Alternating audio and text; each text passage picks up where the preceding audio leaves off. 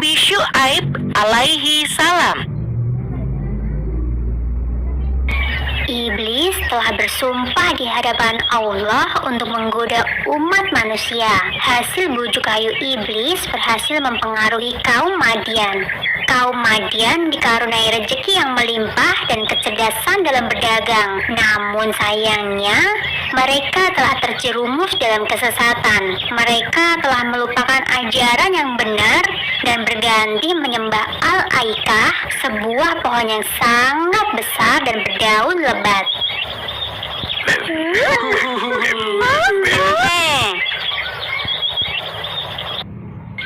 Di tengah kaum Madian yang sesat, Allah menunjuk Nabi Syu'aib sebagai penunjuk jalan. Nabi Syu'aib masih keturunan Nabi Lut dan ia dikenal sebagai nabi yang cerdas serta pintar berkhutbah.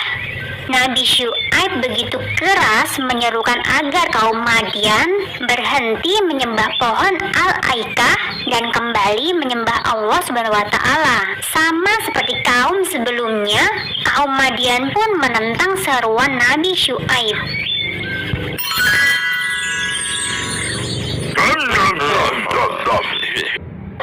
Dalam berdagang, kaum Madian sering kali berbuat curang. Mereka sengaja mengurangi timbangan dan merugikan para pembeli. Karenanya, Nabi Syu'aib menyerukan agar mereka berdagang dengan jujur. Seruan Nabi Syu'aib ini semakin membuat marah kaum Madian.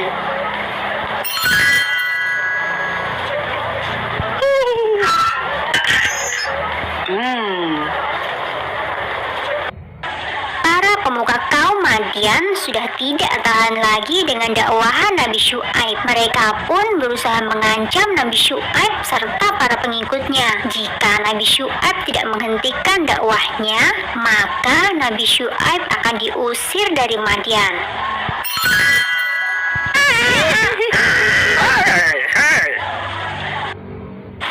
Sikap kaum Madian yang selalu menolak dakwah Nabi Syu'aib membuat sang Nabi merasa sedih. Nabi Syu'aib kemudian berdoa dan memohon petunjuk. Allah pun memerintahkan agar Nabi Syu'aib pergi dari Madian. Setelah itu, Allah mengguncang Madian dengan gempa yang sangat dahsyat.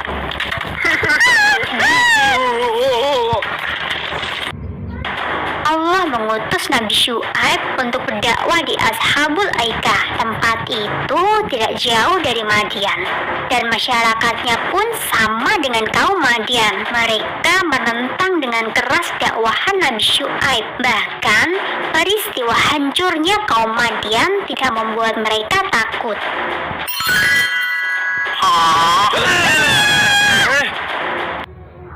Penduduk Ashabul Aikah menantang Nabi Syu'aib untuk mendatangkan hukuman dari Allah sesuai cerita Nabi tentang kaum Madian. Kemusyrikan dan kekafiran kaum Ashabul Aikah mendatangkan hukuman dari Allah. Tiba-tiba saja mereka merasakan udara yang sangat panas membakar seluruh tubuh.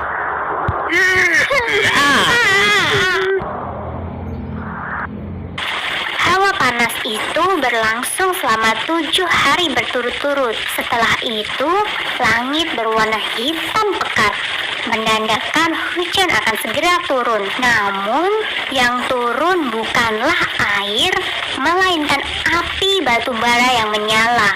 Sungguh luar biasa hukuman dari Allah bagi kaum-kaum yang sesat dan tidak mau beriman.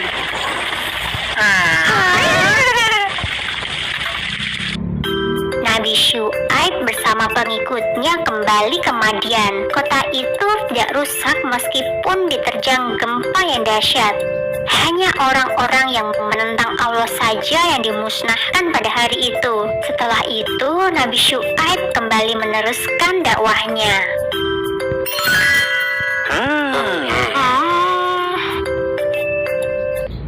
Sumber dalam Al-Quran surat Hud ayat 84 yang berbunyi, "Dan kepada penduduk Madian kami utus saudara mereka Syu'aib.